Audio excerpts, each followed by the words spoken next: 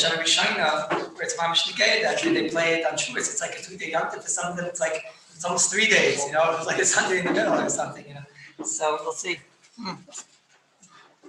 Let's see how the Bible will get there. So let's go in order. We have a lot to talk about today.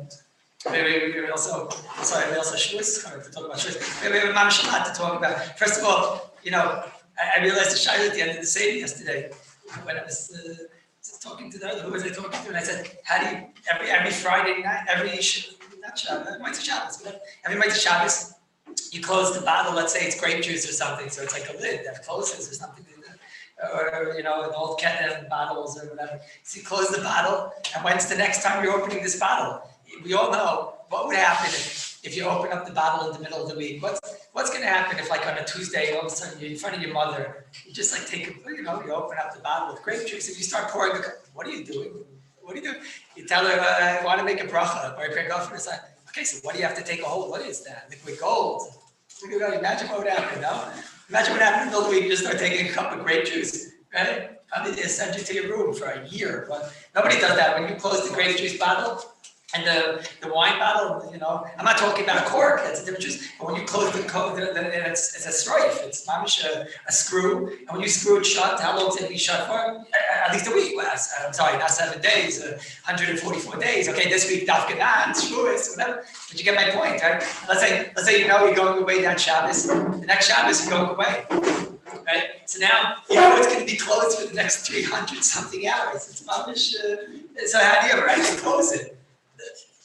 This for sure doesn't stem with the grass that we saw yesterday. The Baal Tanya, what did he tell us? He told us when you close the bottle. So kids who open it every day, who opens a bottle of grape juice at the end of Shabbos? That means when I'm opening it on Friday night, so it's a nuchora. You have to open up the bottle before Shabbos. You have to open up the bottles before Shabbos. Not open up the bottles before Shabbos to make the lid. You have to open the bottles and close them. So that should be within a day. Anybody ever hear of that? Anybody hear such a thing in their life? I don't think so. What my hook is whenever the bottles come into the house, that day I open all the bottles. I close it quickly not to lose the fizz. It's like, but I open it quickly. I close it right away. So sometimes you can have a Coke that like snuck through the cracks. You know what I mean? Like sometimes like a bucker like that. He's got like he's just like, he fell between the cracks, and you realize that Coke bottle is there ready for like a year. He's got it all the way in the back, where you kept on building up. I closed it a year ago. It hasn't been open in a year. It hasn't been open yet. I have a right to open it. It's mamish seiser.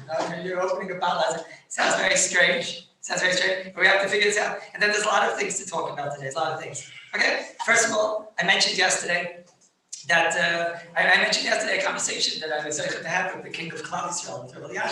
I just want to make sure that everyone understood me. I said it, but I don't know if I was madgish, if I impressed it. Well, I heard from Rabbi, because I see a lot of the kids as far as they don't say it like this. That much is, to be more makel than this, I don't believe you could. But if the handle comes off of the door, so all that I heard from Rabbi Yashiv was that you could use it as a key. You can put it in, open, and then take it out. Right? Or put it in, and I said it yesterday, but I want to be madgish because I see a lot of the Sfarim. See all types of weird things, like one sefer writes that you're allowed to use it if it was in for 30 days. I don't know what that means. And even if it was in for 30 days, who says you have a right to put it in and leave it there now? For the day or whatever, that's roughly, and it's, I don't know, I'm not so, what I heard from Rabbi Yashiv, don't do more than that. You use it as a key, that's what Rabbi Yashiv said, it's not considered a chelik of the karka, coming, putting it in and taking it out. That's all that I mentioned yesterday, that's number one. Number two is that, so what comes down after what we saw yesterday, the basic rules that we saw yesterday is what we have to try to figure out today is, tekiah is aser, according to everybody, whatever tekiah is, hidik is a big shaila. The Chazon Ish holds hidik, which is not the derech to be hidik, which is the derech to be tekeya, is aser. Hidik, which is not the derech to be tekeya, is a shaila. The Shiur obviously in all the places. We're machmir on that shaila. Roughly, we're machmir on that shaila. Shiur is not. The Chazon Ish is not. Roughly, derech to be hidik, derech to be tekeya. Shiur is machmir. We're not. The Chazon Ish is mekel. We're not. We're machmir. That's what came out in a nutshell. So we have to figure out today is all the cases that we're going to talk about. Are they hidik? Are they roughly? Al derech to be tekeya. That's today. We have to theorize and we have to remember the Chazon Ish shita. The Chazon Ish, the shailas of the Chazon Ish are not the rices, they're abundance. We can certainly be mitzvah of the Chazon Ish. It's okay. That's another thing. And then the last sugya is kisakelu. That's the big sugya. What's considered kisi kelim? What's considered kisi kelim? To say when you have something which is lashon mishtabura, derek to be opened constantly. Derek to be opened constantly. So the Gemara seems to say within 24 hours, but the Mishabura says something about Liftoyach, Belisk, or Tamid, or something like that. And then you have a new adder called Kisik Kalim. Where does that adder apply? I have a bottle, I know maybe now we're going to cause trouble, but I have a bottle, so when I open a bottle and I close a bottle, even though it's a strife, and that's definitely a shayla of Tekeya, hitting something, but since it's meant to be opened and closed, that's what it says in the Mishabura, that's not called a binyan. That's stated in the Mishabura. Chazon Ish says it's not one, it's not eight, it doesn't become one. Adkan is the ingredients, and now we're all equal. So now we have to don the shaylas. Okay, I'll start it because it makes sense. I sit here, I have the microphone, so I'll start. But we're basically all equal. But let's see. So the first shayla is. Sorry. The Chaznish discussion in bottle is the right of the care. As I want to discuss. The Chaznish discussing that bottle. Which bottle? Any Chaznish discussing has to be care about the Chazon Ish agrees that there's a sign in the Sha'ar Tziyah that it's machlekes, it's not going to cover the taz. No, can't be the shayla of what's called. Come the shayla of a sroif. That's a machlekes, it's not going to cover the taz. Chazon Ish doesn't argue on that. That's a machlekes, it's not going to cover the taz. It's a sroif of a din of tekiya or a din of hidrik. That's not a shayla.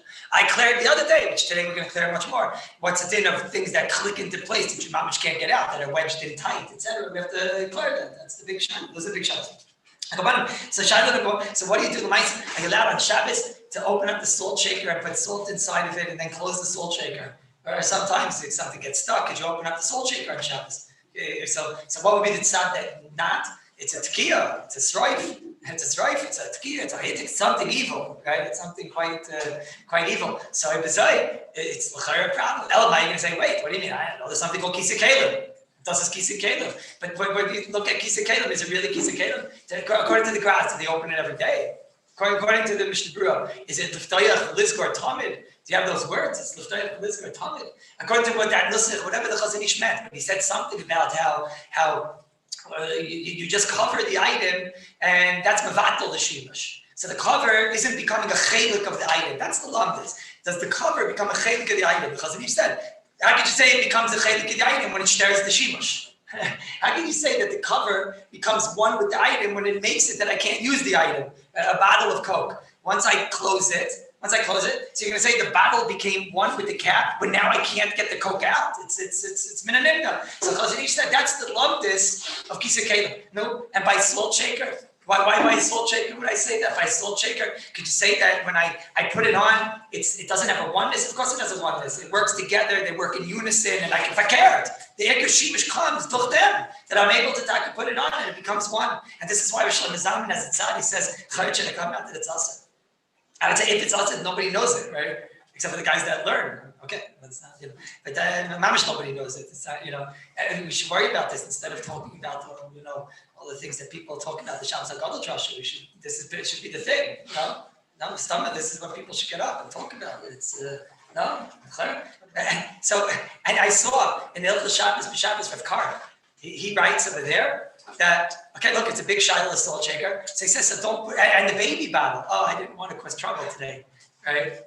But I will. So he says also the baby bottle also. You're saying that it's not one, it doesn't work together. Tell that to Ansho, who's waiting for his bottle. What do you mean? Of course it works together. He's not like, you imagine you give him the bottle and it wouldn't have the top on. What would happen? You go like this, it would go all over his brains. Right? It would be terrible. Right? So the best thing in the world is now it's closed and now you can suck it. It's the most wonderful invention since the wheel. Right? Which we'll talk about soon.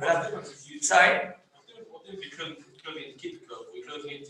Again, just look at the Chazon Ish alone. The Chazon Ish said, if I close it and that is mevatel its usage, then that's not called baina. So wait 1 second. Listen to the words of the Chazon Ish. But if I close it and that enables the usage, ein l'cha baina gadol misas. Okay? That's what the Chazon Ish said. Forget everything else. Maybe I'll make a machlokes today. Maybe I won't. But who cares? Everyone agrees to the concept that the Chazon Ish is saying. It makes sense. Okay? No, you should be arrested. No. It's not a kind of my use. Then they need to get into it in order to use it when it's lack. I don't know what you're saying, but it's for sure wrong because the Chazon Ish says, I don't even know what you're saying. The use in the bottle. What? In order to use the bottle, you have to first open it to get something in there. Right. So then the whole So right, and now afterward, now I use it. And now I close it to use it. So there's equal shimmish to have it both open and closed. We're getting this from. That's you know what else? The whole purpose of a mita shatasiyim, no one buys detergents only buy mitas that are dismantleable. They do not buy the type that are not easily dismantleable. You know why? Because I'm buying a detergent bed so that I can go from place to place. Meaning, when I buy it, one of the functions is its ability to dismantle. And I will not buy the bed, which is not the one that dismantles. And that's clear in the Gemara, that's Chayin Chatis. How often do you have to do that? I do it every day. He does it every day. It says in the Gemara, he does it every day. It goes from year to year, every single day. And Afal Pikin, it's Chayin Chatis. What do you mean? Every day he does it. Of course he does it. But, and what about the painter stick? What about that? No? Chazanish. Huh? So wait, so I don't know. So the Rav Karp says, you know what? It's such a shver shayla. So he says, so what you got to do is that when you put on the salt shaker, he says, don't put it on tight. Put it on like, a little bit not tight. And I decide, no, I know the Olam won't believe me on this. I wrote it down. The Shabbos, no, I was so angry, I didn't write it down. He writes that you put on the cap and just don't do it tight. So then what's the Shaila? Okay, it's a Shaila of roughly, you'll do Hiddik. Okay, roughly after Hiddik, we have the Chazanish. Even though Mishnah argues on that. No, but it's also a Shaila of the Sroif, and whatever. Okay, so because you put this all together, he said that, okay, maybe by the salt that's gonna fly, computer, but by the baby bottle. I mean, what are you talking about? Imagine you said put the baby bottle on. If you put it on, you get like a wrench. You get it, like I say, right? With a baby bottle, you take the wrench from the hydrant, the fire hydrant, right? What are you talking about? What are you talking about, Michal? So this isn't going to go. But he's serious about the Shiloh. He's serious about the Shiloh, No, be mamish a big tayalas for clients for somebody who come up with a new invention. Let's see this. Anybody have an idea? What? Baby bottles have an extra click. No, it's a headache. It'll be about nothing. Baby bottles have an extra click at the end. Extra click? Some of the baby bottles. What's that, Kamina? It's tight already. Yeah. And the extra click, then you can never take it out either. It's always extra click. What's that, Kamina? Nafkamina is that maybe that's what he's talking about. Make it tight. No. He says no. Let's say if it was written in Kiryat Sefer 12 years ago. Before. No. He's not saying that. No. I go upon him. No. Okay. Right, so we'll come back to salt, but I don't know. Does anybody have an answer why they're wrong? If they have an answer, say. If not, don't just make weird noises. That's, you're not sleeping that well. A baby bottle and a salt shaker with the grass. So maybe. The truth is that Levi's saying, Rabbi Markowitz says, look, okay, the grass is going to say a baby bottle is mutter. So at least the baby bottle we saw the grass is Lashon Tzikon Chabalev is something that you open up within Shabbos constantly. According to grass, everything is telling you what? Do I open it constantly? So for sure, a baby bottle is mutter. That's true. One moment. But a salt shaker, at least a salt shaker is a problem. Rabbi said, in this sugya, make a philosophy on the grass. When you have a problem like this, to give a baby bottle. So Rabbi Markowitz is right. I should have mentioned. Avadi, you have the grass. But upon the salt shaker, you leave on for a very long time. Slices, all the things. What? Sorry? According to this, that baby bottle can go to the bottom also. That is a shortcut. What's it? You open the bottom? You open it like once a week, wash it. Every time you wash it? You know what I just thought of when you say that? I'm sorry, I wasn't listening.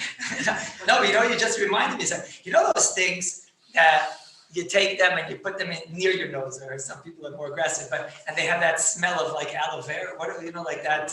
What's it called? Eucalyptus, but they have like a thing, right? Everyone knows what I'm talking about? And on the bottom, there's two parts of it. You guys know exactly what I'm talking about. You know exactly what I'm talking about.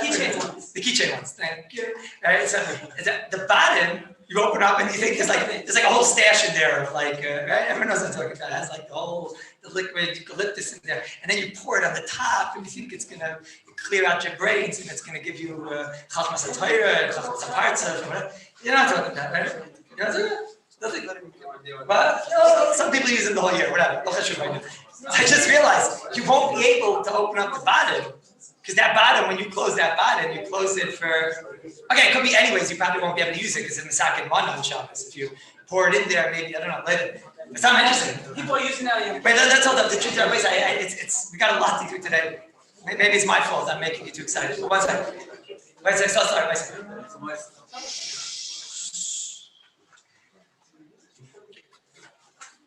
Okay, let me give the truth is I made a mistake. I told you we're equal. We're not yet equal. But in a minute we'll be equal. In a minute. Just give me one more second to say a few of my ideas here. And then no, because I see where the line is. The line is when we're up to when we're all equal. Ketchup. Again, I'm not saying it yet, so we'll say something about ketchup. So I saw that the max of Rafalk in that little kutris in Pia Pascal Chachma in the 7th parak in the 23rd sif over there, he says ketchup, to close the ketchup bottle on Shabbos or to open the ketchup bottle is a gomer. Tkiya is possible to rice is a gomer. It's a gomer. He says, what should you do? Like we said yesterday, poke a hole through it, because if you open it and take off the thing, checkmate. Checkmate. Let's all talk. Especially things I spoke about yesterday. Dr. He says, Usher gomer. No, so now it's like very scary. You know, people don't know this. People don't know this. It's hard to explain this. It's not going to go very well with the Balabatim this month. You know? And the Fida Graz, for sure it's Usher, no? Fida Graz, it's zikr, you close it. Whatever I was saying yesterday, you use it at the end to put water in and put in your ketchup. And so you can get the last squirt out. You very, because you're like Yaakov Avinu, you're makbid on Pachatan, whatever, something like that. Right? So the Mela, you know, that last drop you got to get to put inside the cholent or dust. Okay, but that's for a long time away. Right? The English, they're not also like the Americans. The Americans use ketchup for their eggs and their coffee and their everything. You know, they go through 3 or 4 bottles a day, right? But an English guy can have the same ketchup with the Yoidish gewend from the Heim, from the Zayde. The Zayde is a ketchup, whatever, you know. You got what I'm saying. It's kind of tough that that ketchup can be closed until, you know, a long time, right? So what's enough Kamina? He says it's in the Sigamer to open it on Shabbos. He says it's in the Sigamer to close it on Shabbos. And I don't believe that anybody knows this. And I also don't think it's going to go over very well with the Balabat. That's what I think. Okay? So Tzarchim on all these things. And that's true. That never really bothered me before. But I don't know. All right, let's see. Right? Let's see. But then he writes like this. Wait, let's please everybody say. There's a lot here. I want to get to everything. Get to Shem. I want to get to all the toys. Let's have Shem. Nobody gets nervous. Let's see what we get through. Write down if you have a question. Write down just for today. In a few moments, I'll let you ask questions. Let me get through what we have to get through. Then he writes like this, and this is where I started seeing that something's fishy. Something is fishy.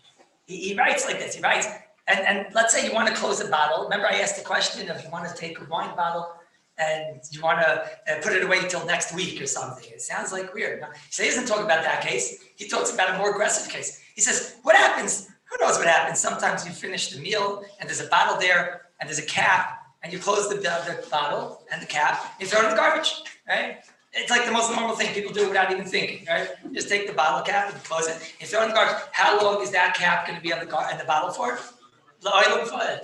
Till forever and ever, right? So he says, are you allowed to close that bottle and throw it out? Now it's all getting no games. Now there's nothing you can say. Now there's nothing you can say. What are you going to say?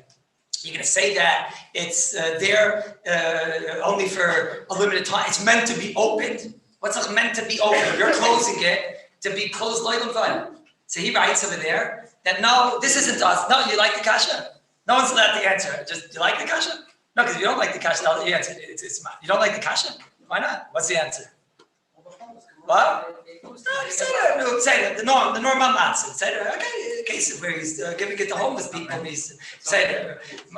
Rabbi Amoyal has a gemach for bottles for homeless people, but everybody else, he's closing it and he's throwing it in the garbage forever, right? So the guy governor, no. What do you say now? Who wants to answer? No, for sure, it's a terrible thing. No. Why is it put there? Say why. You want to say why? What? You're a chefza. What is a chefza? You're a bigger chefza. What are you doing? So he doesn't even say that. So Rabbi Rosenberg says, you're not afraid of me? Rabbi Rosenberg says, it's garbage. I just want to tell you out loud what Rabbi Rosenberg just said. You did this to yourself. Where'd you bring your toys? Here, come play with your car. Yeah? Rabbi Rosenberg says, he says, what do you mean it's garbage? You know what he just said? He just said, if I cook a schnitzel on Shabbos and throw it out, you knew I was going to do that, right? If I cook a schnitzel on Shabbos and I throw it out, so I didn't do anything wrong.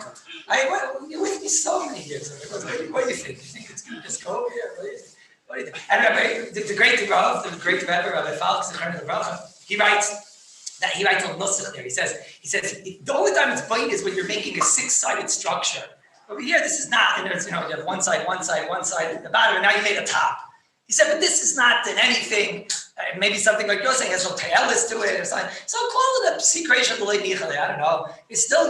They're gonna still put you somewhere in your head, in the third Medura, where the green fire is, like the Zayir Rus. Where the Zayir Rus says, something. What do you mean? You built a structure that's going to be closed forever, and then he writes also there's no tailus. So should I go from insult to injury and worse? Well, what about, sometimes you have that bottle, like a little bit left in there or whatever. It's just like, you just want to throw it out, but you don't want it to get all over the garbage. Just close it and throw it out. So now there's juice in there and you don't want it to spill. So now, of course, you close it. You want it closed so that it doesn't spill in the garbage. Or sometimes you have sometimes it's a little bit, the milk is a little bit, nishfrag, and then, that is the milk off? Thank you. Now you can never tell. So the guy just takes it, he closes it, and he just throws it in the garbage. Why does he throw it in the garbage like that? Because he doesn't want to open it and let it fly all over the garbage so that the whole milk should spill. So now he's closing it. The dafka should be closed. Now, John, do you have another case? What?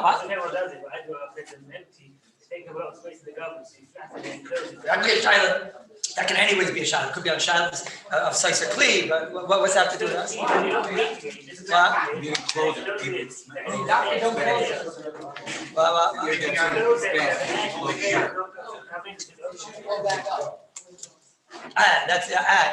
You mean you smash it down, so you have to close it so that the air doesn't come in. Who does that? Everyone would like to raise your hand if you do it. Okay. Everyone does it. It seems to be this is the Kailul Mahal. Right? I'm assuming if you could do it on Shabbos. Why? Because it might be a shot of Saiser Kli. You destroy a Kli. We'll talk about it. It's a Kli and then you destroy it. Okay.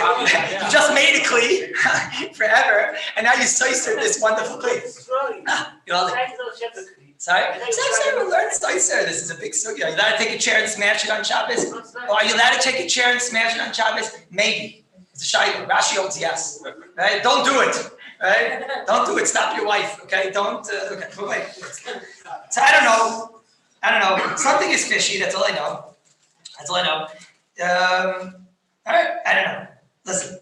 I don't know. And what about the case with the bottle?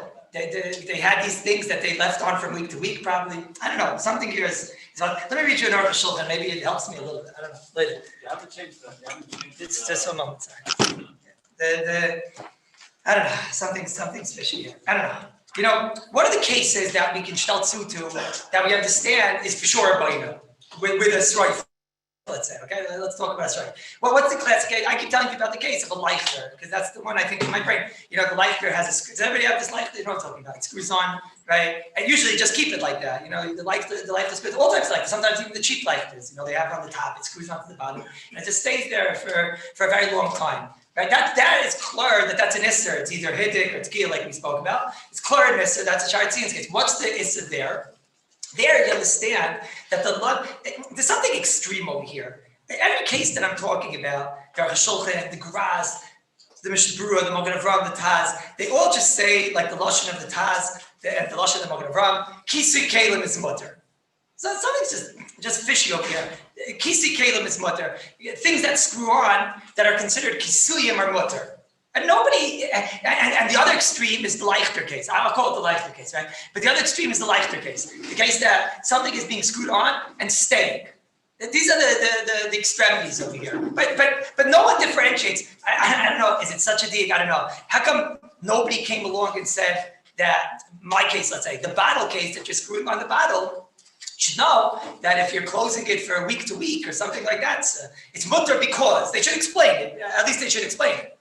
You understand? The Graz said it's mutter because you're opening it within the Shabbos itself. No, the Graz, Mitzvah Shabbos, the Graz didn't close that bottle of wine. Whatever strife he had, right? He had some kind of a strife. I don't know what it was. I'll be the first to admit. I'm not going to pretend like I know what was going on with Lubach. I have no idea. But they closed the bottle. I mean, it didn't get closed till next Shabbos. Okay, but the other place that had these bottles that got closed, somebody should speak out of here something, something. This is where I'm a little bit intrigued.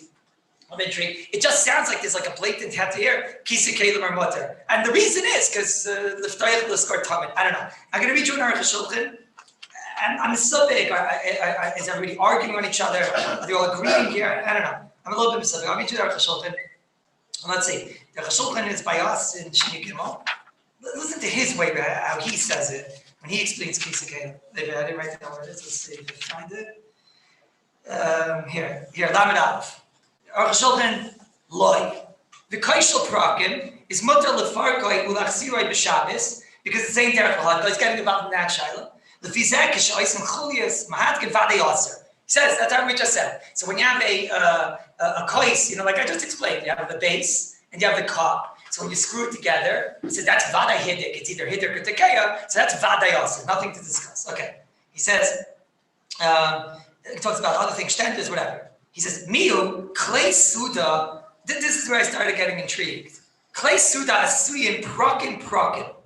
Now, it's interesting. He's not talking about Kisi Kalim, but he's using Kisi Kalim. What's he talking about? That's some it was so normal to the Aruch HaShulchan that he just speaks it out. He doesn't even we have this new thing. They had these dismantleable forks and knives. That's what he says here. That these kli sudas in prakim k'moish yesitz leinu. That's what we have. Kaf umazleik v'sakin kliachat. I think it means there was a bottom, there was a handle basically. I think right? There's a handle, and then you screw on the top the fork, and then you screw on the top the spoon, and then you screw on the top the knife. That's what they had, I guess. No, I think that's what it means. And he says rak shebeisa oichel mifarkim oisam ve'achakach. What does it mean? What does he mean? Right? So I don't know. And then I thought I was wrong. He doesn't mean what I said. I think what he means, because he says not like me, right? He says that you mefarek it in order to use it, it sounds like. It must be there was something here that was there was a fork that had a cover to it or something. You understand what I'm saying? When I'm bothered by the Shulchan over here says, I saw one saying where he says it was like I just said, but it can't be. Because he goes on, he says, Yesh Leinu Kafu Mazlik Sakin Kli Echas. After you finish eating, you put it back together. What? I don't know if it's a vacuum. What? Yeah. Yeah, so I have to study. Either there's something blocking it, or like you're saying, it's the same nafkamina. I'll have a fork, spoon, knife like this. I won't move those fingers. That's not too bad. So like this. All right, it's not going to go so well. Here, like this. Right, so I have it like this. It's all together, right? And then I take off my spoon. I take off my fork, right? And I'm left with my knife, or the other way around, or whatever. Right? That's what I do. Okay. So he says, and then afterward, you screw them back together. I thought like you also. So I'm not saying it said the first way, but I think like you. The king klishtia, the guy governor, and they had some type of a cup. Mutter lefarkon ulach. What's this? Davka kois gaigov the sheina zakuk lefarka bekol pam the heavy kaasui in the kia the shaykh ben binyan estira but mashein kin clay suit of a clay stira derek tashmish kafel. I think the what's it called, the cup must have just had a lid on it or something and just took it off, but they would always, that's what they do, maybe because they were traveling. I have no idea what, that's what they had. He says, so this you should know is mutter clay suit of clay stira derek tashmish. That's called derek tashmish. Ain't a begetter binyan klal. Then he says words. This is where maybe you can help us. It's like a key. Maybe that's the key over here. It's like a key. I'm beginning to get a little bit of a feel for this. He's not talking about just a bottle cap, the simple case. Our brain was thinking about, he broadened our horizons over here. He's much more, he's out of the box over here. He's not, he's being much more brave. He's telling you that this is not just a header of a bottle cap. It's not like a header of a bottle cap, and it's not just like the Chazon Ish. Chazon Ish said that. Now, what do you mean? If I keep it closed, we'll see. It's not necessarily a steer to the Chazon Ish. The Chazon Ish says, if I keep it closed, how could you say it's one when I can't use the item now? I can't use the item because it's blocked. So obviously it's not meant to stay. So when I take it off, I didn't bind the Saisach Mein, and I'm not putting it on because that can't be you're starting the shimush when you put it on. So you can't say it becomes one. That was Chazon Ish. I don't know if he's saying that. He said this is like a mafteach. Maybe it is like it's a mafteach. What's this mafteach? It sounds like he's saying something a little bit different. He's understanding that this is side of Boin and Seiser, and he says to learn the words before. It's like a new heter over here. This is not derech binyan, this is derech tashmish. Derech tashmish is a new type of heter, that when we see that the kivyachol, everything is here ready, and we don't view it as a building. Let's explain. A leichter is something that when you put it together, you can leave it like that. You do leave it like that. It's normal to leave it like that, whatever it is. They have this ability to take it apart for whatever reason, right? But it's clear, and I'll explain it. It's clear that you can leave it together, and it's clear you can leave it apart just as well for a long time. For example, whenever it's up on Shabbos, you'll leave it down for weeks, and then you decide to put it away, you'll take it apart, then you'll leave it like that. Each one of those stages is a stage that exists. Sometimes it's together, sometimes it's apart. So therefore we look at it as the parts that are built together. And this thing, because each one of those matzavim is a matzav. The matzav of it being apart, the matzav of when I unscrew it, and I could leave it like that for months, and the matzav of Mashiach, the things we're talking about, if you notice, and maybe this is what the place can mean, these are things that when I open it, I immediately close it, or the other way. When I close it, these are things that within the usage, I always go back to my original matzav. That's I think what's going on. That's what it means here. The V'toyach v'lizgor tamid. That's what it means here. That these places can keep saying this lashon that B'oisei Shabbos. What does that mean? The God says you close it and open it B'oisei Shabbos, and I keep asking all my weird questions. That what if he keeps it closed till next week or whatever? It's when you come to use it, you use it, and then you put it back to its original matzav. That's what's going on here. Slow, explain. So now, I have here like this, let's see. By the leichter, when I come to use it, do I open it and put it back to its original matzav? Absolutely not. I'll leave it like that, undone, and he wants to put it away, he'll put it away like that. And then when he wants to come and use it, he'll make it. So that's called boina, and that's called seiser. Those are the extreme example, the example of a leichter. Here, let's go to the easy, and then we'll go to our shoulder, and we'll go to our cases. The bottle cap, right? The bottle cap is something that when I open it, I close it right after it, right? That's how everybody does it, right? He'll open it to use it, as we say, we're calling it derech tashmish, and then he's going to close it on the same usage. When he opens it, he always puts it back into the original matzav. That's called, that's a vice, that's not a boina b'chlal. That's called a usage. That's a mafteach. This thing is a key. This thing is just enabling my usage. This thing is blocking my usage. We'll call it the bottle cap in the meantime, right? So now this thing is a mafteach ba'alma. So what do you do afterward? After the mafteach, then you lock the door, then you open the door, you lock the door. So that's called, that there's no boin over here. That's a derech tashmish, that's a usage. Let's go to the next case. Okay, and that's why, so now, let's say you have a bottle that you're gonna close for a week or not. It doesn't matter. It doesn't matter because when I'm gonna open it, after I finish using it, I'm going to close it immediately. That's the part. So I don't care if there's 1 week that I close it for a month or a year or 10 years. It doesn't matter. It's when I'll come to use it. Whenever I come to use this bottle, so what do? I open it and close it. That thing is called a key. That's a key. Does everybody understand what's different now? Whenever I come to open a bottle, so then when I use it, now I close it. I put it back into the original matzav. That shows you there was never a binyan over here. That shows that's a shimush. That's how you use the item. That's a key. Let's go weiter. His example, the example of the Aruch HaShulchan. I have 3 prongs on my handle. I unscrew one, I unscrew the other. And this is a little bit harder. It's a little bit hard because you could technically leave it like that. You could leave it like with the fork there. So the answer is Hagufa, because he needs to always have a fork, a spoon, and a thing, the possibility to always have them over there. So this is what he always does. This is already the next level. The Aruch HaShulchan made a chiddush over here. So HaShulchan says, so what do? To make a fork, I don't make a fork. I take off the spoon and I take off the knife. And then that's the mafteach to enable the knife, the fork. Which one was it? The fork. I take this off, it enables the fork. Okay. Now, what do after I finish? I always just put it right back on. This part's a chiddush. The Aruch HaShulchan looked at this as being also called a derech tashmish, not derech binyan. That's already a much higher level chiddush. The Aruch HaShulchan. It's a much higher level. You go to something like salt. Is that a key? How you do it with the salt? What? I open it just to close it again. The chayil. The way we said it, whenever I take off the salt, I always put it right back on. The fact that I could also use it, and the Aruch HaShulchan's fork and the knife you also were able to use. In other words, the idea, what you have to figure out over here is this something that when I use it, I immediately always go right back? Then we look at it, that it's not been inspired. We look at it as a shimush of this item. That's the usage of this item. It's a chiddush. The ketchup bottle. What about the ketchup bottle for this? Same thing. My wife says when she makes the children. Ketchup bottle also. If this, maybe the ketchup bottle is much. Ketchup bottle is also. What is it? What's the longest of a key? The longest of the key is any time that I take it off, I put it right back on. Right? And I put it back to the original matziv. Putting something back to the original matziv shows you that I don't misyaches to that matziv as a binyan or stira. I misyaches to that matziv as a key. Just to open, do something, and go back to the original matziv. Not called the binyans. Listen, these are chedushim. It's easy to ask. It's more important to try to understand now. Because again, the achrayim, they don't differentiate. Nobody says this type of cap yes, and this type of cap no. And then when you see the example of the Aruch HaShulchan, it certainly breaks the rules. Well, what are you going to say now? What are you going to say to the Chazon Ish now?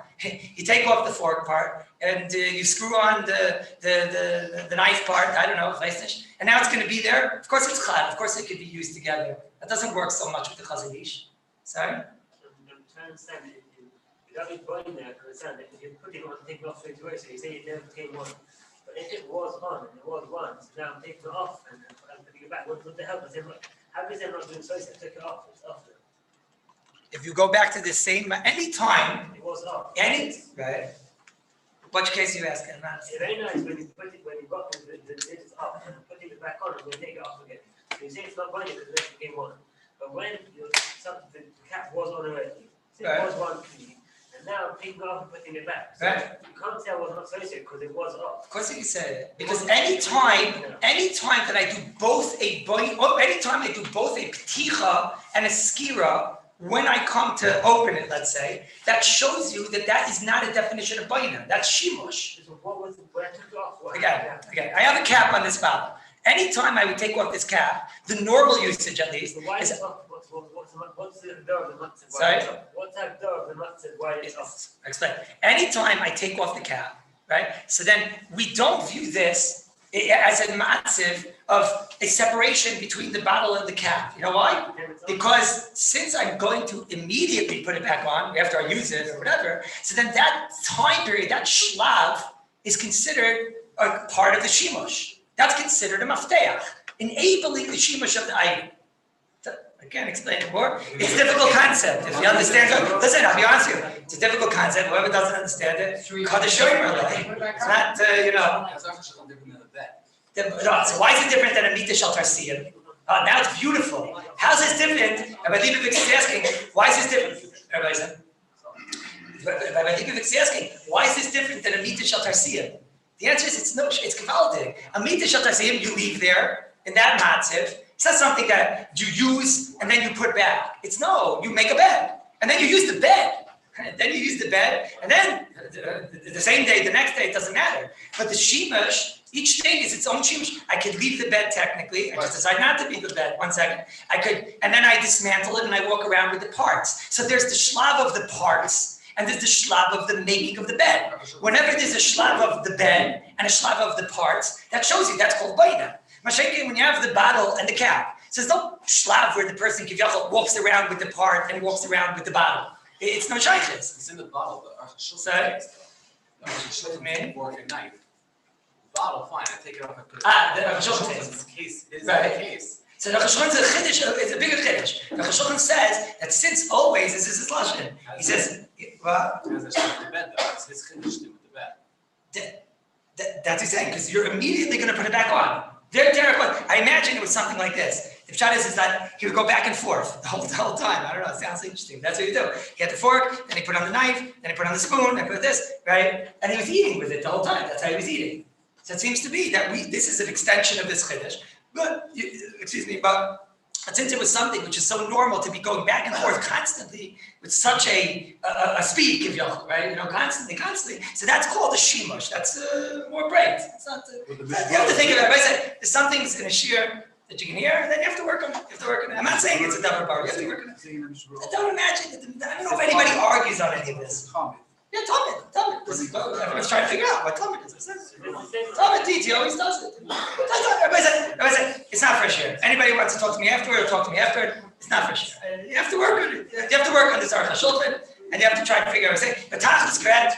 I just want you to know, a salt shaker, if you want to know, I'm noita, it's mutter. I'm totally noita, it's mutter. It's borrowed to me that whatever the Aruch HaShulchan is talking about, this is not different. It's borrowed that, what's a salt shaker? Now, without any of the love, the Tach is correct. You have over here a salt shaker, you take off the bottle, the lid, and you just fill it up and you put it back. So what was the removal of the lid? That's a mafteach ba'alma. That's a mafteach. That means that this thing is here, it's made, maybe you have to make it the first time ever, I don't know what, because makat patash, who knows? And now once you made this salt shaker for the first time, okay, so now it's a salt shaker. And then taking on and taking off, we don't see over here a tkiya, we don't see over here a binyan, we don't see over here you're making one. And this is called the tashmish. This is called the mafteach. A mafteach means that the shlav of the removal is getting right back. I don't see it as parts. I don't see it as parts. I see it as the means of enabling something to come inside. If I have something that all it is the means of enabling something to come inside, then that's a mafteach. Mafteach means I'm allowing for that situation and then I'm putting it back. That's derech tashmish shoed. To me, it makes a lot of sense. I hope I explained it. If I didn't, I'm sorry. Just one moment. It's not important on names. It's just let's understand concepts now. To me, it makes a lot of sense. Does anybody understand what I'm saying? Wait, slow. Okay, so I'll go to the cases. Ketchup bottle, I thought about a lot. And ketchup bottle is mutter. It's mamish no shayla. And because you went Aruch HaShulchan, there's no shayla. The ketchup bottle is the exact same thing. It's the exact same thing. There's no such mitzias of the ketchup bottle. Again, maybe the first time ever in the factory or something. I don't know. So wait. When you take the ketchup bottle and you put it in the factory or something, the first time ever you can talk. I don't know because it's makat patash. I don't know. But then anytime he takes off that ketchup, it's mafteach ba'alma. It's mafteach ba'alma. It doesn't matter. You're putting it back. We never ever take it off and leave it off in its components and its parts. When something is in parts, the mita is in parts. The menorah is in parts. So then when we put it back together, we made something out of the parts. Mashaykin, the ketchup bottle is not parts that remain separate. It's you put it on and you take it right off. It's a key. That's a shimush. It's such a word because I can't understand why I'm having said the shema. Why is that understanding this? It's so simple. That's the most simple thing to do. Well, you do understand. Yeah. So what's it? So everything's normal. Okay, good. So he wants mice coffee or no? That's like salt. What? Salt. So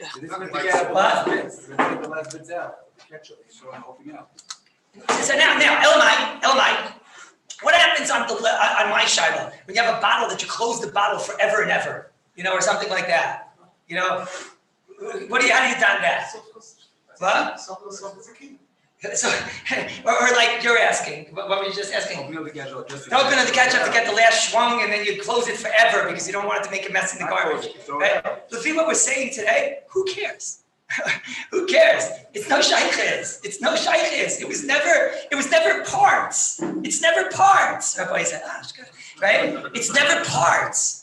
Don't you understand Rabbi side? When you have pieces of a bed and pieces of a menorah, it was parts. And now it's one, so that's boina, that's soiser. Mashenkin, when you're dealing with a ketchup bottle, it's not parts. It was never parts. It's no shaykhis. This is the ketchup bottle. The shimush of it when you want to open and close it. That's enough teach ba'alma. So you just have to go like this to do a pticha ba'alma. And therefore, so what did you do? So you brought it back to the same exact matziv that it was a minute ago. So who cares you're going to bring it back forever? So you closed it for it's so mad. So you brought it back. It's so posh. I can't understand what could possibly be the shaykhis. Not putting back. That's the most boring thing in the world.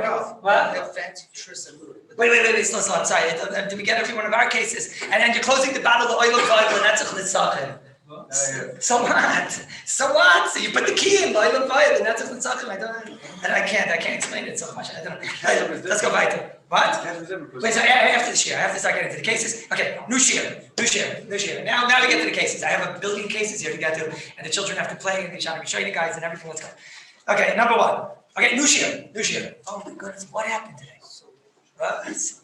Okay, number one, table leaves. Okay, new Shiur. Some of the things are based on what we said now. Some of the things are not. New Shiur, table leaves. Right? So you put the leaf in, everybody knows what I'm talking about. You go to Mike's Nets, you buy furniture, and then you buy with the leaves and more leaves, and then Reb Shil's Mizaki with more children, you fill up like leaf after leaf after leaf. Right? So you're allowed to put those leaves in on Shabbos. You're allowed to take out the leaf on Shabbos. So the Emes Yankiv, Rabbeinu Agadol, Rabbi Yaakov Kamenetsky, in the 355th Ha'ara over there, he says, well, sometimes you have the table leaves that when you put it into the table, the peg is extremely tight and extremely hard to get out. It's because Rabbi Yaakov didn't buy by Wednesday nights, right? But if you buy that, then maybe, I don't know, it's so tight. I don't know what he's talking about. No, there is such a thing. In those days, maybe there was. Today, it's not like that. What? Maybe the old days. Now, it's not like that. It's so tight. It's not so tight. No, don't be. It's like that. That's so tight. What? What, you want to screw it? Why? No, that's serious.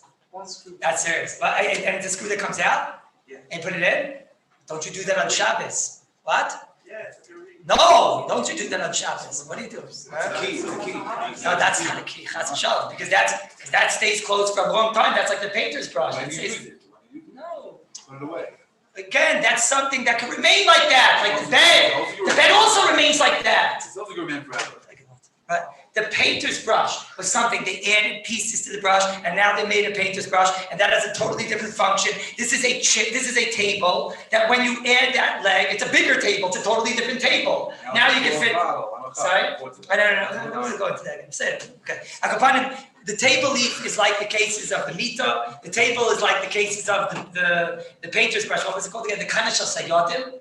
The Kallus of Sayadim was they would add pieces. So now, if the leaf is something extremely tight, like is being described over here, that they mamish would put in like a screw or something, chalila, chas v'chalila, to do that Shabbos, chas v'chalila, 1,000 times, chalila. That's mamish, that's the point of mamish, maybe they're ice, but chas v'chalila.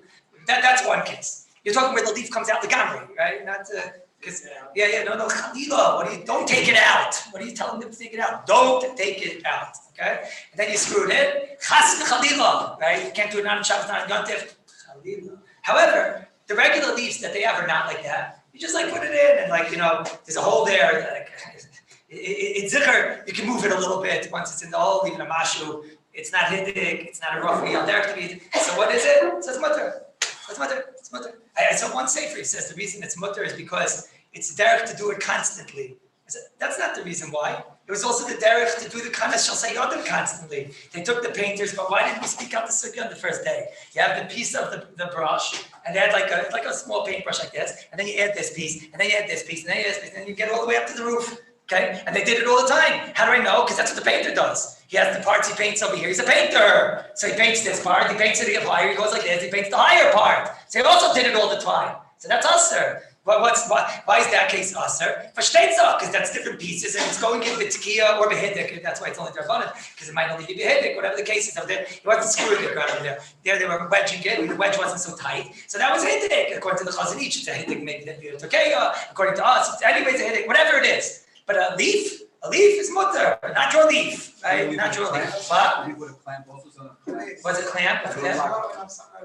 What's that you put on afterward? No, underneath the table, you clamp it shut. No, right. So then you just take that thing and you clamp it, right? So l'chayra, that everyone will agree. I mean, we'll talk in Mitzvah Shem about things that click into place, but everyone's going to agree if you put it in and then afterward you lock it. So that clearly is going to be like any time I lock something. And no one's going to look at that as being considered, that's totally external. When something's total, our fight that later on might be if something is not external, and it's a chalik of the chavtza. Here, you put in the leaf, and then there's something underneath that you clip in. I got to have such a thing. You just under it, you put a clip which blocks it. That's clearly just a lock ba'alma, and that won't be considered a ma'aseh bayim. So that's clear. Is that clear table leaves? Everybody said. And I saw it just 1 second. I saw that the Rebbe of Ephraim, he brings Rav Moshe in Beis. What did I write here? Kuftes Vav, Chavav. That he brings that he asked for Shimon Eider, who asked for Moshe, and Moshe said it's mutter. Moshe said it's mutter. V'stama, this is why. V'stama is why. What? Ones which are connected the whole time. Sorry? Ones which are connected the whole time to the table. Yeah, so you have to know, very important. Today, we have to down which cases we're talking about, but we're going to see, that's our Shulchan says a klal over here. Anything that all the parts are within, are all there, and you're just opening the parts and allowing them to express themselves. You're allowing them to actually, work and whatever. So, you have a folding chair. It's all there. That's not called baina. That's called shimush. That's the normalest most shimush. Now, how far do we take that? So the first case that he's asking about, we have just the actual table that goes in, and then you pull it out, and it's within itself, and you just open it to shake. That was never a shayla. That's mutter gamer. For example, the pack and plays, the simple pack and plays. We'll get to the more complicated ones, whatever. But the simple pack and plays, everyone knows what I'm talking about. That are the most difficult things in the world to make. You have to have schosavus, and you have to push that part down while that part goes up, and you have to tell your wife go on that side. You put the kid inside, and it pops up. You know what I'm talking about? Because they have a whole oneness. You have to pull out the thing and pick it like this, and you have to get it down. And once you get there, boom, it pops out. That's mutter. That's mutter. It might be a problem with your say on jobs, right? But that's mutter because everything's there. There's no boina. There's no boina. There's no boina. Afterward, you take the mattress and you lay it down. So what? There's no problem to take a mattress and lay it down. What's the problem? Right? Maybe oil. There's no oil. We'll see why it's not oil. Different. Okay. Akapon, good. Crystal there? No. No. What's going on with him today? Should be arrested. We didn't do it. We got to get arrested. Okay. What about the one that says later on? What? We'll get there. First of all, I have to deal with my own that wants to know what's the non-sophisticated one first, okay? His Fancy screw. this and that. We'll get there. The screw on the wall is also actually done. You don't need the screw, it's just there for extra protection. Okay, but a screw in a table, that itself, the chibber, the screw to the table is already a tekiah. That's itself. Now, a stender, a high riser just clicks into place. No, same thing. Of course it's the same thing. What are you doing? What? Oil. We didn't learn oil yet. What are you talking about oil? Why would it be an oil? What? I just say something. What are you doing with the oil? It's because you argued on the Chazanish. Stender. Where is he? Why? Stender. Why what? Why is it not headache? It's not headache because the fact that this part of the table is wedged against this part of the table is not something that the chibber of where the leaf connects is a headache. The pegs that go in, they're not tight. They come right out. They come mamish right out. And then Hanami, it's wedged like this. But that's not something that the chibber between where the leaf touches the table is at all. There's no chibber at all. There's absolutely no chibber.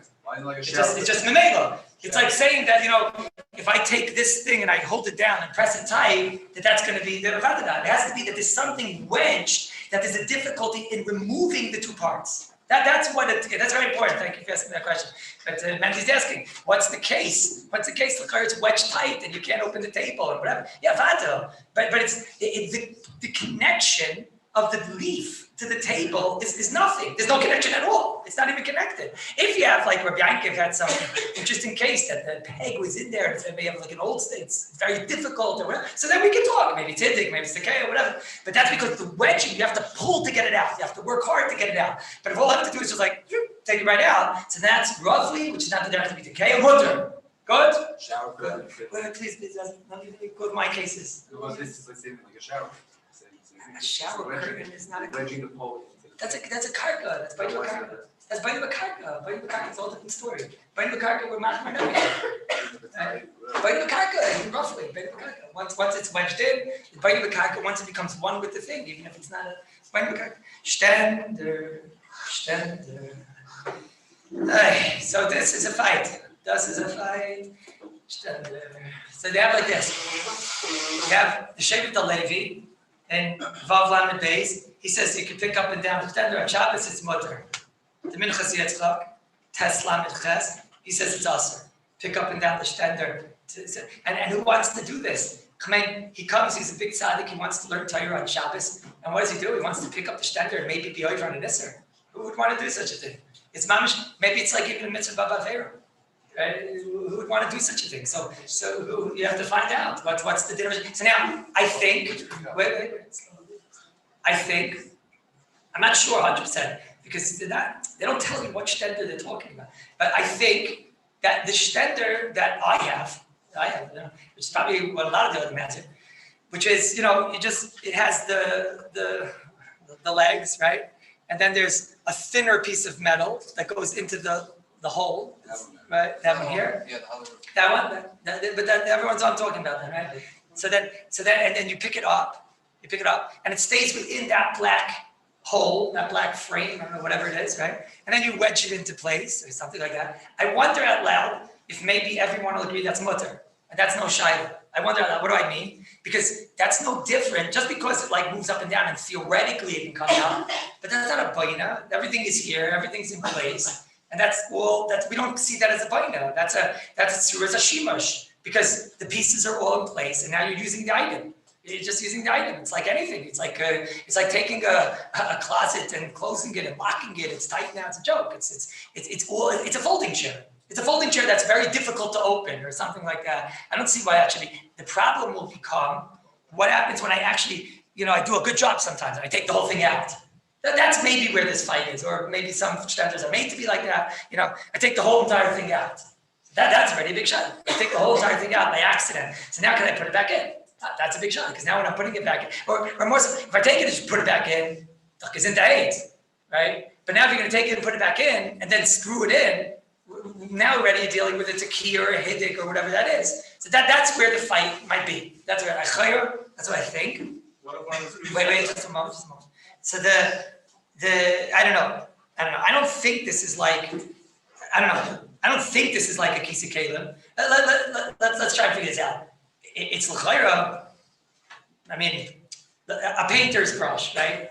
Why is it different than what's the lumdus of a painter's brush? The lumdus of a painter's brush is that you're taking, for example, if you have a painter's brush that has all the pieces in it, I think you talked about a cup yesterday. No, was that it? Camp cup. Well, if all the pieces are in it and you just, unleash this piece and this piece and this piece, there's no problem with that. What was the painter's brush? The painter's brush was, like you see in the Paiskim, they had a painter's brush, and then they wedged in another piece, and another piece, and another piece.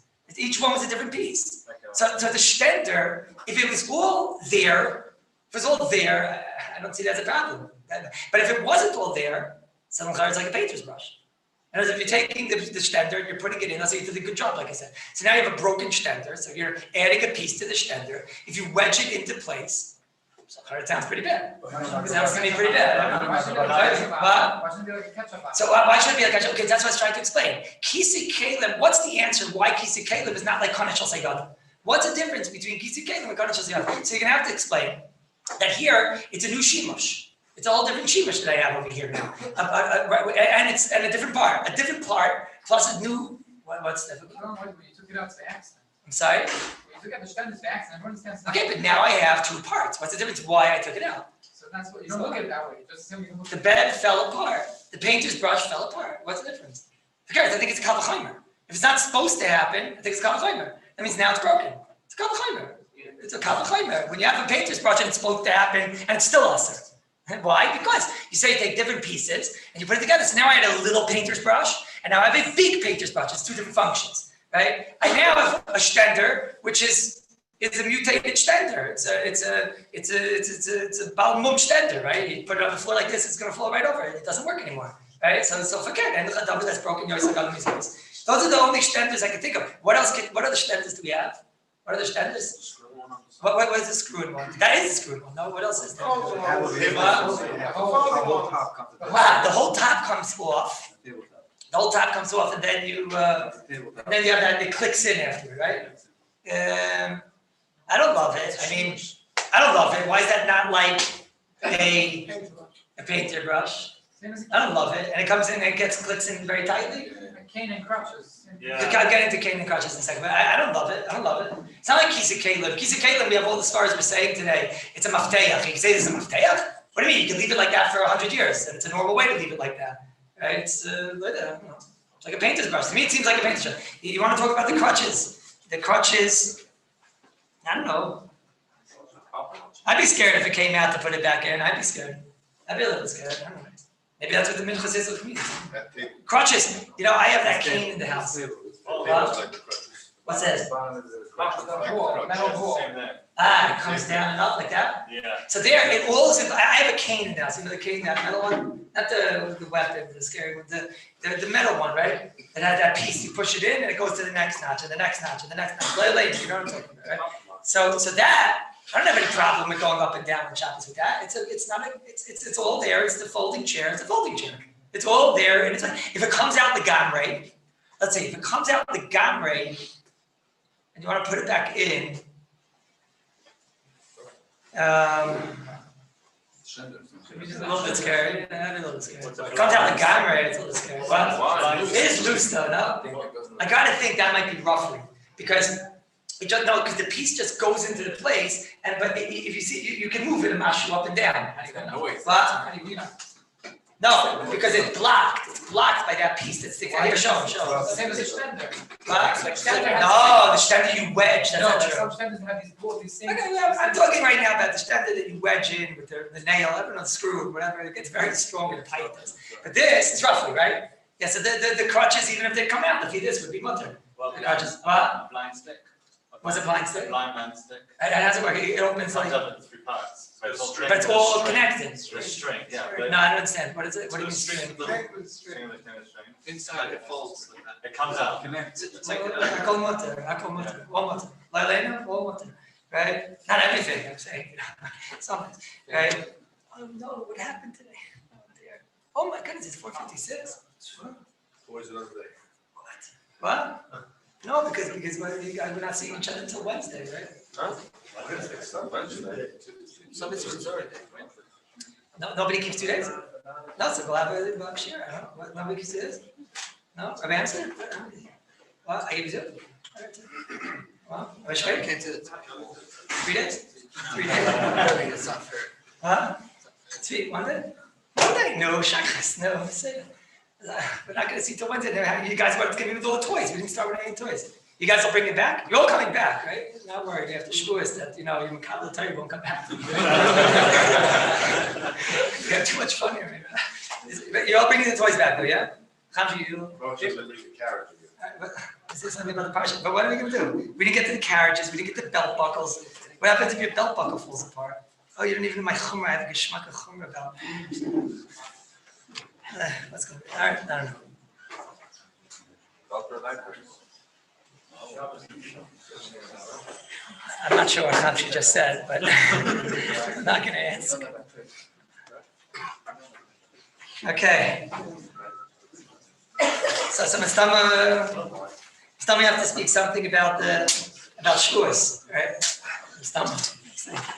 Even though the parsha is not any less, but to speak. So I'll mention the word midbar in it, that it has some connection, but you have to talk something about Shavuos. So there's an Orach Chaim, Kodesh, and Orach Chaim, he's not in our parsha. Orach Chaim is in Perek Tes, that when Klal Yisrael came to Midbar Sinai, I always say over a different Orach Chaim over there, but there's another one that I always missed. Orach Chaim over there, he has the kasha that says, "Vayisu mervidim." When this is like mamish the Yom HaMiyuchas. Today it's called the Yom HaMiyuchas. Some people think it's just the day that we don't say Tachanun, right? But it's more than that. It's the day Klal Yisrael came to the Midbar yesterday, and today was the day that they understood their mightless. Mamish the Mamlechas Kahanim, Gai Kaddish. And then that starts. Once you have that understanding, you go into the Shlosh Yisrael Bala. So Klal Yisrael, we're in the time period when Klal Yisrael got to Midbar Sinai. So what happened? They first by Yisum Refidim. So the Orach Chaim says, who cares where they came from? Wasn't again to know that they came from Refidim? It's not so important. Okay, it was, as a matter of fact, more than that, Refidim was not such a great place for Klal Yisrael to be. Okay? So then after they went by Yisum Refidim, then it says Vayavoy Midbar Sinai. The Lashon over there is Vayavoyu. So the Orach Chaim says it already said in the pasuk before Vayavoy Midbar Sinai. So why does it say it again? So why do I need Vayisu Merfidim? And then it says Vayavoy Midbar Sinai. What do I need to Vayavoy Midbar Sinai? We know they came to Midbar Sinai. That's how the parak starts. They came to Midbar Sinai. And then the next parak it says Vayachanu. They Vayachanu. Klal Yisrael Vayichan Savadahar. So what's all these things? It's Vayisu and it's Vayavoyu and it's Vayachanu. So the Orach Chaim says something nifla. Kedarka. It's not the vart. The Orach Chaim is not a vart. It's the Hashkafas HaChaim. What the Orach Chaim is saying. And these days, when a person comes to be Makabel Torah, what's he supposed to be thinking?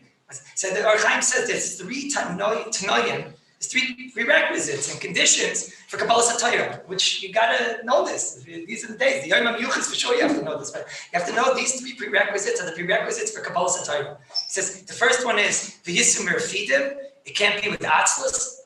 Torah is not going to go with Atzlus. It's just not going to go. It's not going to go. The person is not going to be driven. It's not going to go. Torah won't go if you're not driven. There'll always be a reason not to learn. It's always going to be a reason not to learn. If he's not going to, Then Vayisu, Refidim was they were Rafidei B'Torah. So that's Atzlus. It's not going to go. Kabbalah and Torah, the prerequisite for Torah. The Torah is teaching these three things. About that they came to Midbar Sinai. Because the Torah is teaching you in order for Torah to go, you have to be driven. You have to be driven. It's not going to go. And then afterward, Vayavoy Midbar. What's the lashon Midbar? So Midbar, the Or Chaim explains, is not just a nivis. It's in order to be Makabel Torah. It's like there has to be a shiftless. It's not care so much about himself. Not to care so much about himself. He has to, he has to be able to, the Torah in every difficult situation. Again, otherwise he'll never learn Torah. If he's not going to, if he's not going to learn with koyach, so then there's always going to be a billion reasons that it's too hard to learn. And then it's going to be a midbar if he worries about himself the whole time, either in his midas, anivis, or shiftless, not to care about so much himself. Not to care about his matziv, it's too hot outside, I'm too tired, right? Midbar, make yourself like a midbar. That's the second thing. And then the third thing he says is vayachanu. That's about it, that's ishachad kelevechad. This is the midas taivus. The prerequisite for Torah is that it has to be somebody who's willing to do chesed and midas taivus. It has to be somebody that shines from Torah, not somebody that just learns Torah. Chalila, a person that learns Torah and doesn't have midas taivus, it's a double noira. Everybody that sees it it's like echotic. No, somebody sees it, it's bothersome. It's something that the lave is not. Nobody says such a thing. If somebody learns Torah, it bothers so much. A person that learns Torah has to be a bal midas. That's pasha. So these are the three things. Vayisu, merfidim. That was the first thing. Merfidim has to be with a brand. And the second thing, it has to be midbar, not to care. The prerequisite for Torah is not worry about yourself the whole time. Do I have this? Do I have that? Is it smooth? Is it light? Is it everything? Shiftless, not to care as much. And then it has to be vayachim, it has to be the midas. That's the midas. That's what Or Chaim says. Ayin Sham, he says it obviously much better than I say, but the words are beautiful. So that's, we have to be mechazik ourselves in these three things. The atzlus, the prerequisite for Torah. The Chavetz Chaim, when the Chavetz Chaim he was so old he couldn't even move. And then they say that I think the Panavich Rav was there at the time, and he was in the house with the Panavich Rav. He was there, and the Chavetz Chaim started to scream, Rosha, azay vait, behind. He started screaming. They come in, they see, this was normal by the Chavetz Chaim to have conversations with Rishayim, but the Rishayim were not usually there. The Chavetz Chaim was just screaming, Rosha, behind, azay vait, this far, and then the Chavetz Chaim stood up. Right? Where was the Rasha? Nobody in the room could see the Rasha except for the Chavetz Chaim. Chavetz Chaim stood up, went to the shelf, took out a Baba Metzia, and sat down without any koyach. So the Panavich Rav said to him, Rebbe, he's the Rasha. Who's the Rasha? Where is he? He says, Zatnish, I see him. Jai in 90 years, I see it already. 93 years, I see him already. And now he comes to me. He says, Yisrael Meir, you're an old man. You're an old man, you're learning Baba Kama, and Taisus brings the Gemara Baba Metzia, and you know the Gemara Baba Metzia. And you know what it says in the Gemara Baba Metzia. So what's the point in getting up and going to the shelf and taking out the Gemara Baba Metzia? You know what it says anyways. Right? And you can believe what kind of, he tells the Panavich Rav, you believe what kind of narishkeit is that? And maybe when I see the words, there'll be a different knech, and maybe this, it's all just atzlus. He doesn't stop. 93 years he's trying, he doesn't stop. Chavetz Chaim, that's to learn with koyach, to learn with a bren, to learn with a fire, no matter how tired you are, no matter how gestert you are, no matter how difficult it is. Atzlus, that's a prerequisite for Torah. The reason why the Chavetz Chaim, he knew the Gemara Bal Peh. The Chavetz Chaim, sometimes you read the Mishnah Berurah and the incredible Bekiyas and Svarim, you think that Mistama, he had not the Oitzer Chachma, he had the Chachma Oitzer. Right? What did he have? He must have had 73,000 svarim. Chavetz Chaim had like 4 or 5 svarim. He had a couple of copies of the Shmir Salashin. He had a chumash. It's famous. Somebody got the chumash of Chavetz Chaim and whatever. And then he got what else did he have? Sachakol. He had nothing. Anytime he would go to the Beis Medrash, he would read that sefer. He would come back. He would run to the Beis Medrash again and go to get the sefer and come back. And then that's what the Chavetz Chaim. Atzlus. There's nothing. I can't. When it comes to atzlus, I can't even talk about atzlus. If you're an atzlus, you don't exist. You can't possibly learn Torah if you're going to be an atzl. It's impossible. Like Yisum or Feedim, you have to get out of that mode of mind, and that you can do. That's it. Just without unstrangling and stop being an atzl. I got last week on Friday. So somebody told me that he can get me into to Chaim. Right? And I wanted to go get into Chaim because it was a difficult week last week. It's not, you understand. And I wanted to get some type of a message also to tell people, because it's always good from Rav Chaim. So somebody told me you can get me in. Somebody told me, get me into Reb Chaim. And so I gave the shiur by the two yeshivas, and then right afterward, I flew out of there. I was supposed to be in Bnei Brak by 1:00, right? And he was going to get me into Reb Chaim, and then they have a mincha over there at like 1:15 or whatever. But I was going to be there at 1:00, and I was going to get to be by Reb Chaim, right? And then the person told me, the person told me, he owes me a favor, a bit of shtickle. So I told him I had a hard week. Maybe you can get me from Reb Chaim. He said, I'm going to get 1:00. I'm going to get you. It's 15 minutes for Reb Chaim. 15 minutes of time. I was going to come back here on Sunday and tell you I had about 20 questions prepared, and I was going to ask him for like a message or whatever. 15 minutes per time. 15 minutes per time. That's like a Shemitah cycle. It's like 7 years, right? It's 15 minutes per time. I was so excited. And so, anyways, I get there to Chaim about 12:53. There, Mamish, they have this very cool thing over there, like a car, like an elevator, or whatever. I park right next to the elevator, and. It's weird. There's a sign that says no parking. And I was 12:53. I ran upstairs. The car's there. I don't care. I ran upstairs. I have to be there at 1:00. I get up there. The person who's supposed to meet me, he tells me, "No, it's not going to work." I told him, maybe you could have told me or something. He said, "No, I'm telling you. I just found out now. Right? The Chaim is in the middle of something. He's in the middle of something, and they're not letting anybody in." I said, "Okay. So can I look?" Said, okay, you stand on line with the people that want to look. So I stood on line with the people that want to look. And then at about 1:07, they let the people that were online wanting to look. Now, on the phone, he told me that Chaim is very weak today. He's very weak. You've heard that. I haven't heard that. Chaim is weak. He's very weak and whatever. And that's what he told me. He told me I'll be able to daven mincha in the house because he's weak and this and that. So maybe they make a mincha in the house, and that was it. Okay. So I forgot to daven mincha in the house, and that which I did. I got to stand next to him during mincha. But where's this weak person?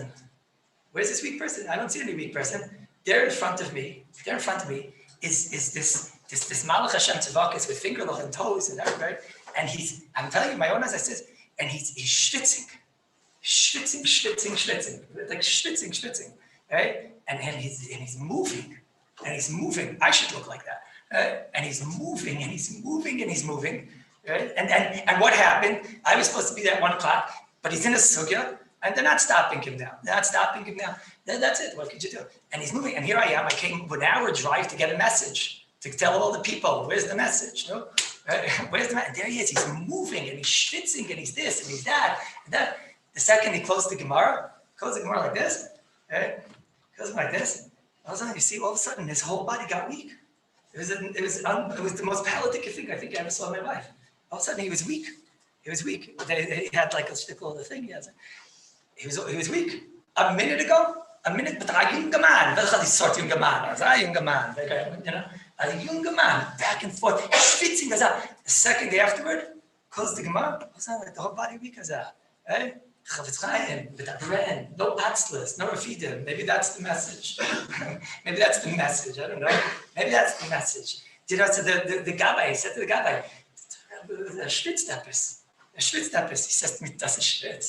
That's not schwitz. Right? I think this is the famous Yankee that everybody talks about. He's the one that told me this. Does it schwitz? Does it not schwitz? I don't want schwitz. Let me have schwitz. Right? I was going to bring them back to Yerushalayim, like tissues of them and sell them, This is the schwitz from the Halachos of Bishul, but that's not schwitz. He told me that's not schwitz. I decided not to bring back. He said, what's schwitz? He said, let me give you a story first to understand the schwitz. In Shanghai, they were in a place that was so hot, nobody should know, it was so hot, and the humidity. The worst is, who knows? Who remembers the humidity? And they were there, and the humidity was noyer. They used to sit, all the Bachram, for 5 years. They sat with a towel. And it would take it the whole entire time. You would schwitz. Afterward, you would quickly have to wash it. Between starn, and you'd hang it out to dry. By the time 15 minutes went by, it dried. And then you would use it for the next Seder. You would use it for the Seder. Reb Chaim Shmulevitz, he had a Reb Chaim. They had one Reb Chaim in Shanghai. And that Reb Chaim, so each person got a turn to use the Reb Chaim. It was different turns. His turn, he decided he wanted to get it you only got like half an hour turn or an hour turn, I can't remember what. So he wanted a double turn. So he found some weird time, like 2:00 in the morning, not on Thursday night, and like a Tuesday night or whatever. And he got there Reb Chaim, let's say for 2 hours, and he would go through Reb Chaim, would say 2 towels. 2 towels, 2:00 in the morning, he would go through 2 towels. There was a 2-towel Reb Chaim. Right? So that was the matter of the heat, the schwitz, and no one ever complained. Chaim Shmulevitz used to say, no one ever complained for the heat. What's in the gate to complain? Right? Because midbar is midbar not to learn with atzlis and not to care about what? About that I'm schwitzing. A midbar, not to care about your body, not to care about yourself, not to worry about the mishigasim. If you want to be kind and Torah, so you'll schwitz and you'll learn and you kid, who cares? It's comfortable in here, Shavuos night, all the things that go on. You gotta sit over there, and it's gotta be that seat, and it's gotta be by the air conditioning, so that I should, that by the time that 3 o'clock comes, my neck should be so stiff that I can't even see anymore, I can't even learn anymore, then I'll be able to complain about something, right? Schwitzing. So Rabbi Chaim said, that's schwitz. That's just, he said, Rabbi Chaim didn't have an air conditioning, the Steipler never had an air conditioning, they never had a fan. Steipler in 1986, he was nifter, he never had a fan. B'nai Brak. I was there last week. Who remembers how hot it was on Friday? You don't know how hot it was on Friday because you were not in B'nai Brak, right? I know how hot it was last Friday because I was in B'nai Brak, okay? And Derek Agav, in the house over there was no air conditioning, there was only a fan. Is that the Metzias or it's only because me? Okay, but anyways, so it was Kanain Hara there. And the Steipler never had an air conditioning, it never had a fan. And Rav Chaim, until 30 years ago, when Steipler was Pnifter, so then already they brought in a fan, Chaim a fan. So he said that Rav Chaim said over that this is not hot, this is not hot. And he said, one day it was like, no, you're hot last year. Rav Chaim was saying, this is not hot. It's not hot. He said, yeah, no, you have a fan. No, this is not hot. He said, 40 years ago, 50 years ago, they didn't have electricity in B'nai Brak. Like 60 years ago, they didn't have electricity in B'nai Brak. They didn't have. So how did they learn at night? They had these they're called luxuses. They were not luxuries. Right? There were these lights that were distinct and they were hot. They were much hot. He said so he would walk and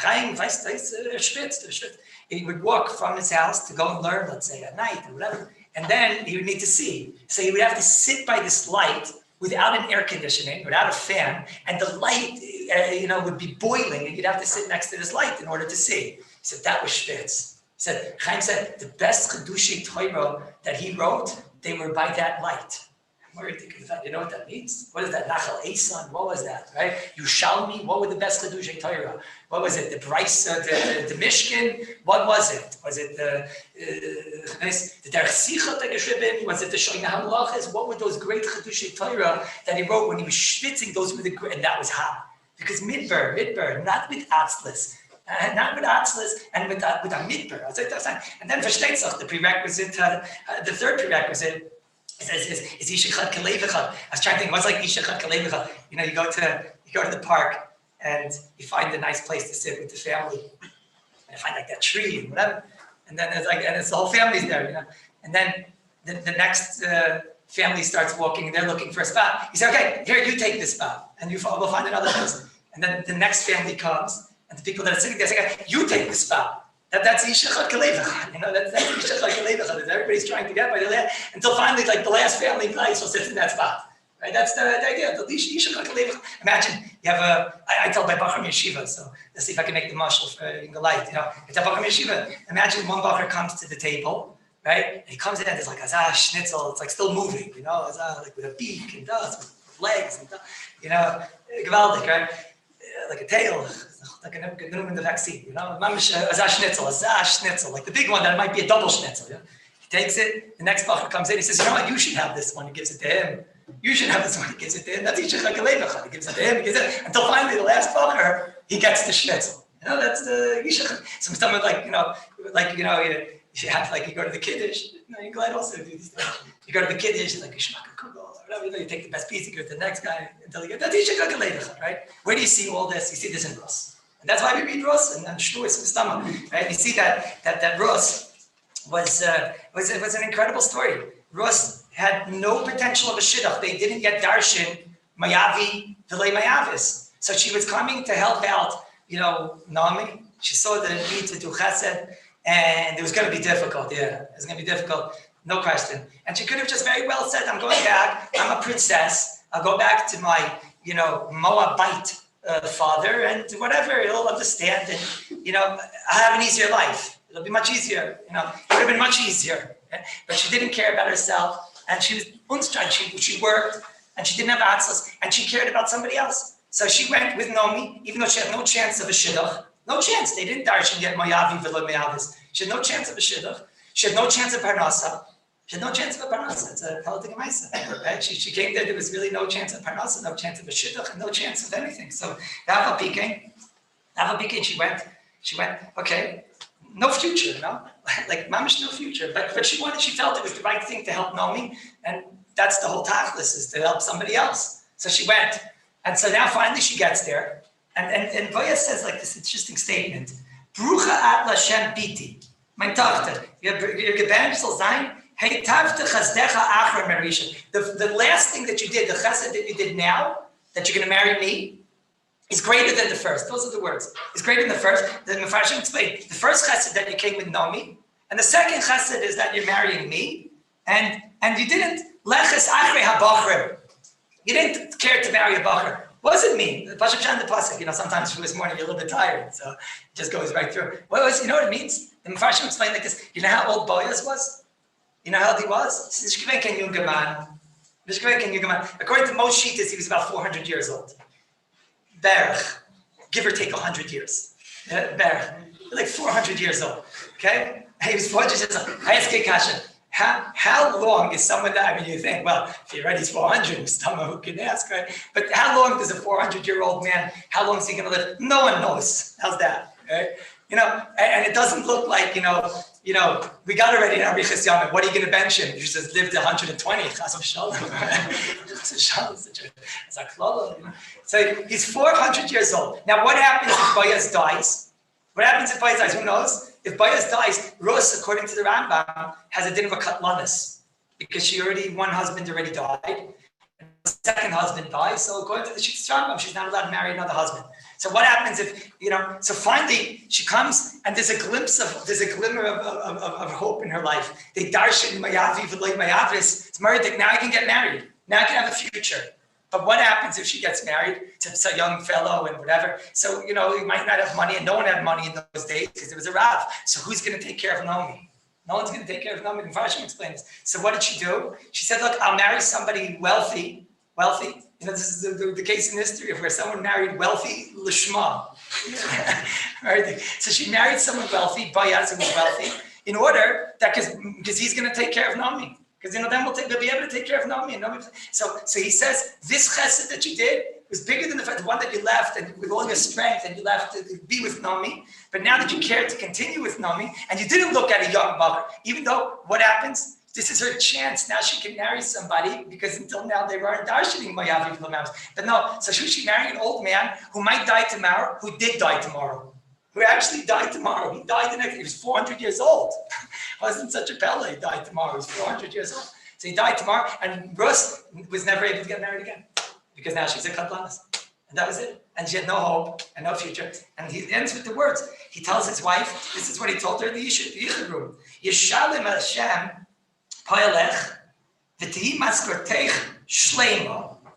Shleima. Meim Hashem l'keisa. Shleima. Some Farshim explain, there's a remez here to shleima.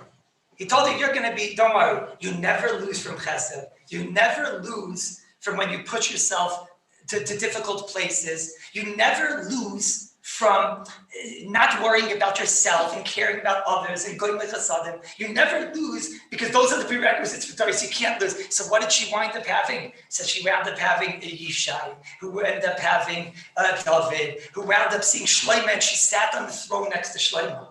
She saw the Dora Hamishi, she saw Shlomo Melech on the throne.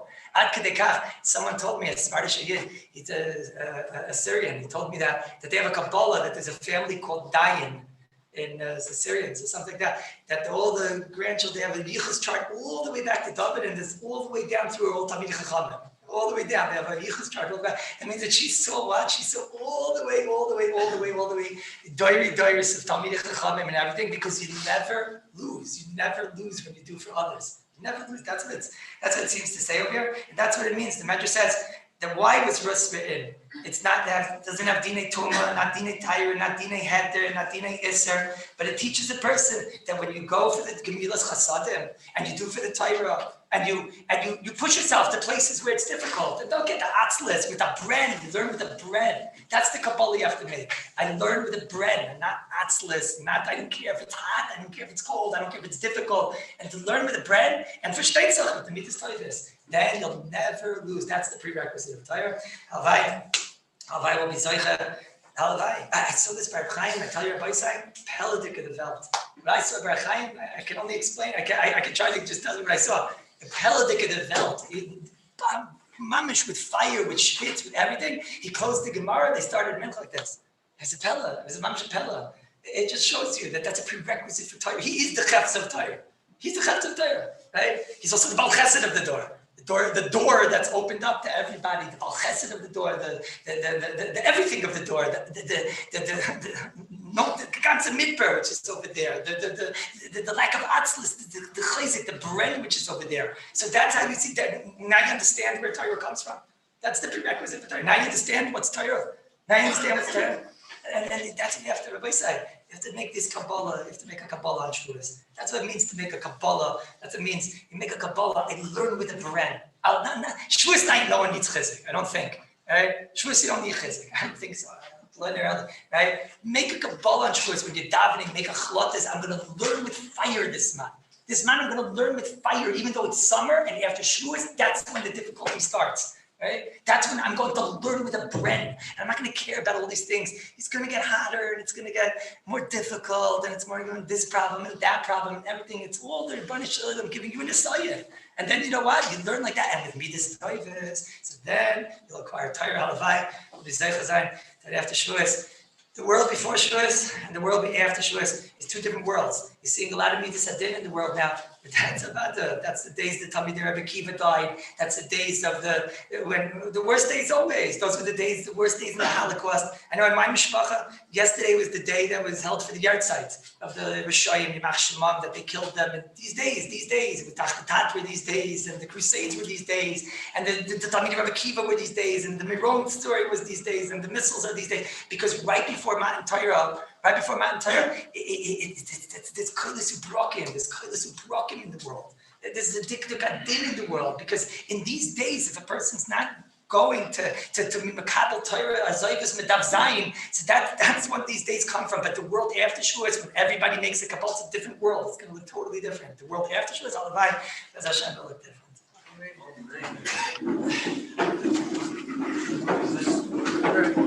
We have to shake the whole story.